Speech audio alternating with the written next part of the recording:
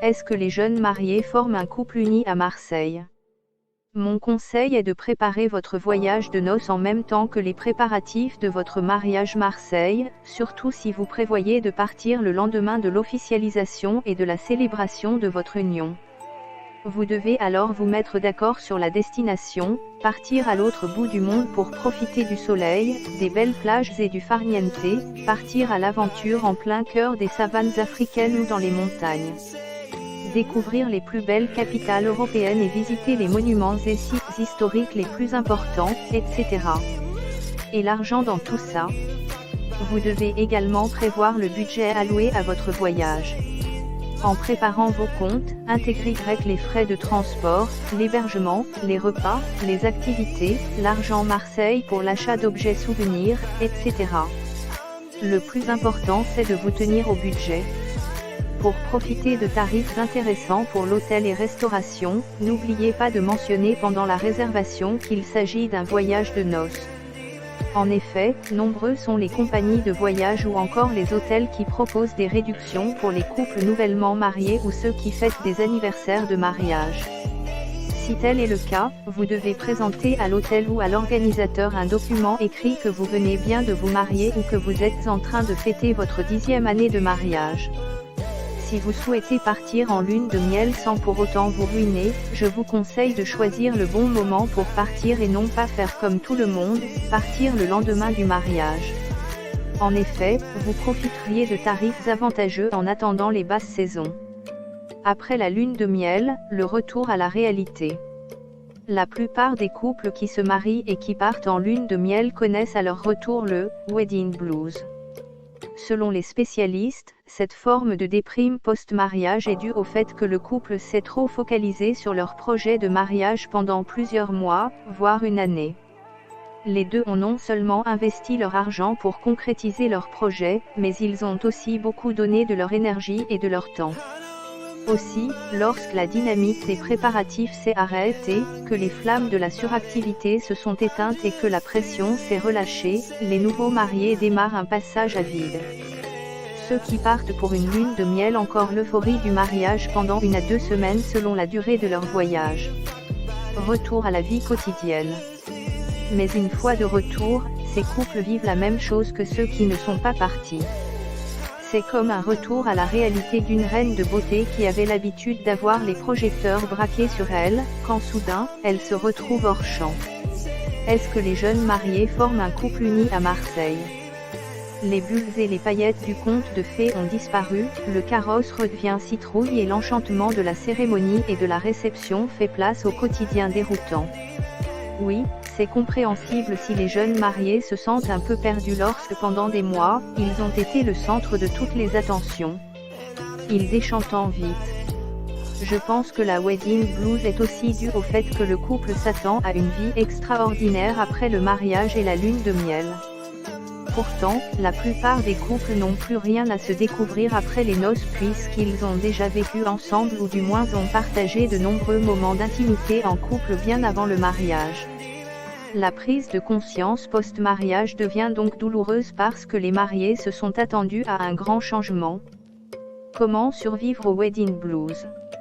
Même si je suis encore un célibataire Marseille et que j'attends de faire une rencontre sérieuse Marseille qui pourra aboutir à un mariage Marseille, je pense que j'ai quelques idées sur les meilleures façons de surmonter la fameuse déprime post-mariage. Tout d'abord, changez votre façon de penser. Retenez que votre mariage ne prend pas fin à la fin de la réception ou à votre rentrée de la lune de miel. Le mariage c'est pour la vie. Dites-vous que votre prochain défi après les préparatifs c'est d'organiser votre quotidien en tant que couple marié. Pour éviter le wedding blues, je vous conseille de faire quelques changements dans votre vie. Marquez votre nouvelle vie en renouvelant par exemple la décoration intérieure de votre maison. Vous pouvez aussi changer d'appartement ou voiture. Les nouveaux mariés se laissent aussi submerger par la routine et négligeant leur vie de couple. Pourtant, n'oubliez pas que le jour du mariage ne doit pas être l'unique fois où vous devez mettre un peu de romantisme dans votre vie. Toutes les fêtes commerciales. N'attendez pas non plus un événement spécial à célébrer comme la Saint-Valentin ou l'anniversaire de votre rencontre pendant un speed dating pour passer une journée ou une soirée Marseille romantique. Autorisez-vous par exemple tous les mois à un dîner aux chandelles à la maison ou dans un restaurant Marseille. N'hésitez pas non plus à faire des escapades de temps à autre, comme un week-end à la plage ou à la campagne. Ce sont d'excellents moyens pour entretenir votre flamme d'amour. Vous ne savez plus quoi faire après votre mariage et votre lune de miel. Est-ce que les jeunes mariés forment un couple uni à Marseille? Pourquoi ne pas rattraper le temps perdu avec vos proches? Pendant les préparatifs, vous n'avez plus eu le temps de rencontrer votre famille ou de participer aux soirées entre amis. Il est maintenant temps de renouer avec vos proches en reprenant vos anciennes habitudes tout en restant conscient que vous êtes maintenant un couple marié. Enfin, si le projet de mariage vous a réunis et a permis de tisser un lien fort entre vous, pourquoi ne pas penser au prochain projet? Il peut s'agir de 1001 projets comme déterminer le moment propice pour avoir un enfant et trouver les bons moyens pour s'y préparer. Vie de couple marié, comment partir sur les bons rails? Vous avez pu surmonter le wedding blues. Je vous félicite. Maintenant, je tiens à clôturer le sujet en vous donnant quelques conseils pour que vous partiez du bon pied dans cette nouvelle et longue aventure qui vous attend. Pour ne pas se laisser submerger par le rythme boulot métro dodo, accordez-vous tous les soirs un moment, pendant le dîner ou avant de se coucher, pour vous raconter vos journées respectives. Je pense aussi qu'un couple doit toujours prendre les décisions à deux mêmes pour les sujets les plus banals comme changer de décoration, choisir la destination pour les prochaines vacances, etc. Pour éviter les grosses disputes à l'avenir, habituez-vous alors à toujours consulter l'avis de l'autre avant de faire quelque chose. Il est également important pour un couple marié de se faire des compliments. N'oubliez pas de dire à votre dulcinée de dire à quel point elle est belle avec cette robe Marseille ou à votre chéri que vous êtes fier de ce qu'il accomplit au travail. Avis aux femmes chrétiennes marseillaises pour mariage d'un couple sérieux. UT1, quels est sur les rencontres sentimentales d'hommes à Marseille votre plus gros problème? Comment faire une rencontre sérieuse dans les cafés-bars de Marseille? WP-call-buton BTN-texte égale appel 06 95 08 85 04 si vous vivez à Marseille et êtes chrétienne BTN-color égale 10 26904 it-phone-icon égale no. Vous avez déjà fait le tour de tous les endroits réputés pour faire de belles rencontres, mais vous êtes toujours célibataire. Vous vous dites qu'il y a de problèmes sans savoir lesquels. Rassurez-vous, trouver chaussures à son pied n'est pas facile si on ne s'équipe pas de bonnes astuces. Voici justement quelques idées qui pourront vous aider à sortir définitivement de la solitude. Se concerter sur soi-même. Rencontrer un homme sérieux n'est pas aussi simple que cela peut paraître. Certaines personnes y arrivent et vous êtes également capable de réussir. Pour pouvoir faire votre vie avec une personne honnête, il est nécessaire de se concentrer sur soi-même en faisant quelques remises en question. Avis aux femmes chrétiennes marseillaises pour mariage d'un couple sérieux. Se remettre en cause ne veut pas obligatoirement signifier que vous avez tout fait en l'envers. Cela implique de vous débarrasser des attitudes vous empêchant de trouver l'amour. Commencez par définir ce que vous attendez d'un homme, sans oublier de vous demander ce que vous êtes capable d'offrir. Ainsi, vous arriverez à comprendre quelle personne vous convient le mieux et pourquoi vous souhaitez le rencontrer. En plus d'être focalisé sur le profil, cela vous permet de ne pas perdre votre temps à entreprendre une relation sans aucun avenir. Se concentrer sur ce qui vous bloque. Après avoir fait le portrait de la personne que vous souhaitez avoir à votre côté, vous devez adopter la bonne approche. Pour ce faire, pensez à lister ce que vous avez déjà réalisé et qui n'a pas été efficace.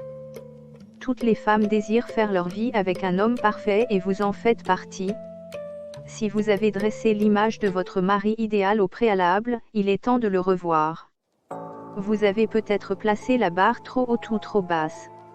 En outre, vos critères peuvent leur faire fuir. Il faut savoir trouver un équilibre, sans se surestimer ou se sous-évaluer.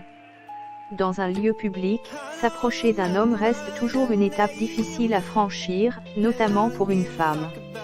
Vous vous êtes déjà trouvé face à votre homme idéal, mais vous n'avez pas osé l'aborder. Dans ce cas, sachez qu'il n'y a pas de mal à exprimer son désir, surtout si l'on sait ce qu'on veut. Avis aux femmes chrétiennes marseillaises pour mariage d'un couple sérieux. Ne pas trop vous précipiter. Rester célibataire trop longtemps nous oblige parfois à sauter sur la première occasion. On pense toujours qu'il s'agit de la bonne personne lorsqu'on a une envie irrésistible de faire sa vie avec un homme. Malheureusement, cette attitude augmente le risque de faire le mauvais choix et de rencontrer une personne malhonnête. Il est préférable de vous accorder du temps pour savoir si votre amoureux est honnête ou s'il veut tout simplement une histoire sans lendemain. Faire sa vie avec un homme sérieux reste le rêve de toute femme seule. Le lieu de rencontre a aussi son importance, mais l'approche détermine l'issue de la relation. Si vous souhaitez fonder une famille avec un mari sincère, fréquentez les bons cafés-bars de Marseille. Ainsi, vous atteindrez facilement votre objectif. UT2, quelle est la promesse de ces vidéos au sujet des rencontres d'hommes sérieux marseillais? Rencontrer un homme sérieux à Marseille, c'est possible. Las de toujours tomber sur des hommes non sérieux, vous désirez trouver enfin une personne honnête à Marseille. Compte tenu du nombre d'échecs que vous avez connus, vous avez du mal à croire que cela reste accessible. Après avoir testé les conseils suivants, vous allez assurément rencontrer un homme sérieux. Avis aux femmes chrétiennes marseillaises pour mariage d'un couple sérieux.